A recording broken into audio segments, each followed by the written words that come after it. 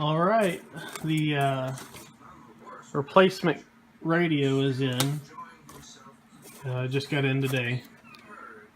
It's actually kind of surprising. It got here in 2 days using FedEx. FedEx has always been late for me, but this is just 2 days this time, which is only coming from Arkansas, so it's one state over. But we got more giant bubble wrap.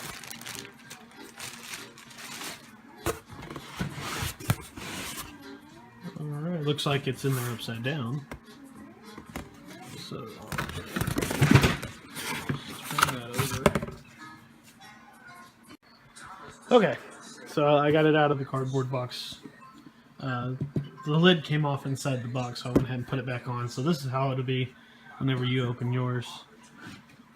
So, then you just see if I may not be able to open this with one hand. It's a pretty tight fitting box. So it's a good quality box, pretty thick, pretty nice packaging. Nice shiny lettering. Oh, by the way, this is the TGY-I10. It's a Turnigy 10-channel radio with a touchscreen display. It does support telemetry. So let's take a look. We got right here on top, we got our manual. Pretty hefty manual. I would assume there's probably several different languages in there. Actually, yeah, we got like Chinese or something right here on the cover. Okay, right here on top, looks like we got some sensors and stuff. That's the trainer cable here. We'll get into that later. Got to cut out. Phone. Alright. Hopefully this one works. The last one did not. Otherwise the drone would have been finished a week ago. But I couldn't finish it because I needed the sensors that this thing comes with. So, let's see what we got. Okay, here we got the battery. It's not easy to do this with one hand. It's just in some bubble wrap. It's a 3.7 volt, 1700 milliamp hours. Got USB cable. We got over here. It's the receiver. Got 2 antennas.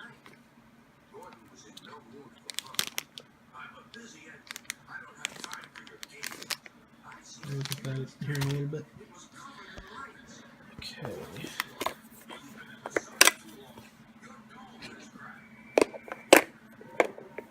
Oh, so this has got a spot for an SD card. From what I understand... Okay. Sorry about that. I ran out of space on my phone. I had to delete some stuff. So anyway, I got the battery in. The SD card slot that's in here, from what I understand, if you update the firmware on here, that clears out all of your settings. So you can save your settings to your SD card. That way, when you update it, you don't lose everything. You can back it up. That's what that's for. From what I understand, I hadn't actually messed with it yet. You did put a battery in it. You're right. Yes, I know. Let's see if it works. The last one didn't work. Hopefully this one does. So to turn it on, you hit both buttons at the same time. Oh, that's more than the last one did. For your safety, this switches in there. Stop. Low. Which one? Okay, there we go. Okay, there we go. So for safety, if any of your switches are on, so like down, it won't turn on. That way, you know, if it connects to your quad, it doesn't start doing something crazy while it's sitting on the ground. So you flip all your switches up and your throttle down. So I already turned it on and set it for quad. When you first turn it on, it's set to airplane. I did that while I was waiting on my phone to delete stuff. You what? Also, I charged the battery. Oh. Back. Choose a sensor. So when you get it, the battery's not completely charged. It has enough to where to turn on, but it's not completely charged when you get it. So it's 4.07 volts, so that's completely charged because it's rated for 3.7 volts. And if you don't know, all batteries, when they're fully charged, will be a little bit higher than what it says. So it's first impressions. It's pretty nice. I like that these knobs, so you can move your hand, Aiden. So you can turn them to whatever you want them to be at. And then when you're not using them, they push in so you don't accidentally bump them. So that's pretty cool. Wow. So it's got, let's see what we got.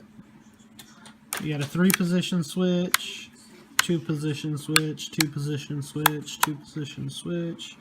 Looks like we got gimbal controls on both sides. So gimbal controls. We got another. This is the one that it doesn't stay. So it's a toggle switch. There's a 2, 2, and a 3. Doesn't look like the antenna comes off. So if you want to put a Clover antenna on here, probably gonna have to take it apart. I don't know that it's necessary, but we'll find out when we see performance. I mean, if it needs it, I might put a Clover antenna on there.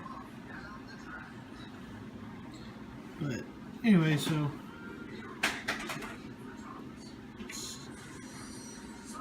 pretty good, solid construction. It's a lot thinner than a lot of them I've looked at. So this is your USB port is down here.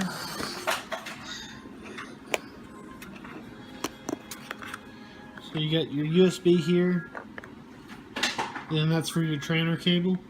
Kind of cool that the light shines through it. But there's a nice little flap to keep dirt and crap out of there. These are, feels like rubber. We've got rubber hand grips, little handle here.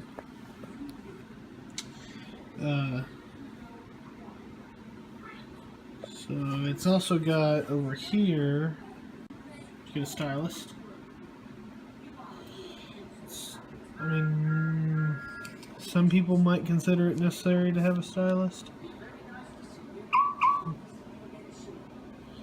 Timers and whatnot.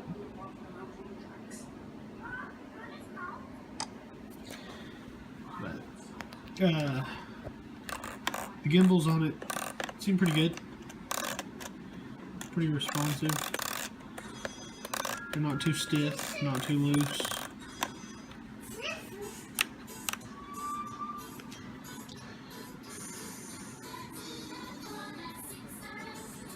Definitely a nice looking controller. Turn it off. Same thing, you just hold the buttons down. And the sound it makes changes based off the model that you have set on there. So if it's an airplane or a helicopter or whatever, it's different sounds, I believe. Okay, so this is our receiver. You got your power LED out and in. All your channels, 10 channel, 4 to 6.5 volts DC.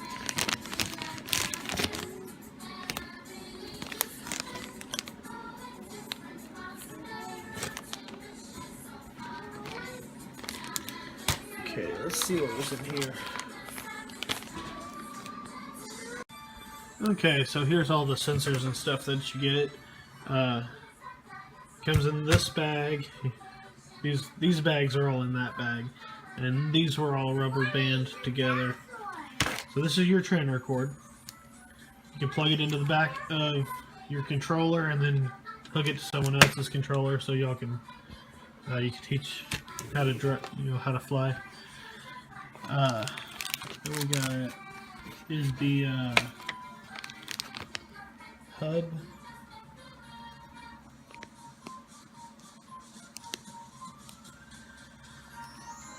Okay, I'm not real sure. This does one of two things. It either makes it to where you can add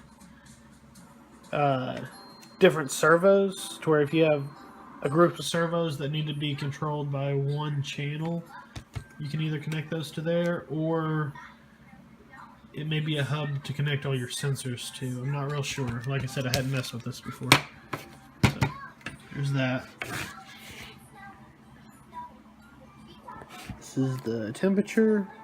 I guess this is your temperature probe here. You got a cable that comes with it. Looks like all these have that little cable. It's your voltage sensor. I believe you hook this directly into the balance plug on your battery. So it'd be this plug, this here. Which I'm charging right now. It's almost charged. And then we got this one of the speed sensors. This is the magnet one. So I guess this looks like the sensor here. What it does is you put the magnet on whatever you're wanting to check. I think this one's more used for helicopters than drones. So I don't know if you put that on the shaft or if you put that on the prop. I would imagine you wouldn't want to put that on the prop, because then you're going to knock it off balance. Unless, well, it's got two magnets. Maybe you put one on each side of the prop to balance it. If that's the case, you're going to want to make sure they're the same distance away from the center of the prop. Otherwise, you're still going to have issues with balance. This one is another speed sensor. This is an optical speed sensor, I believe is what they called. This is the sensor here, and it goes off this reflective foil, so you put that on, and every time it passes, it counts. That's what gets you your speed. So anyway, that's what we got so far, and I'll probably do more reviews and stuff as I start actually putting the stuff in and read the instructions and I know what all of it does. Like I said, I'm not 100% sure about that one. But anyway, so that's it.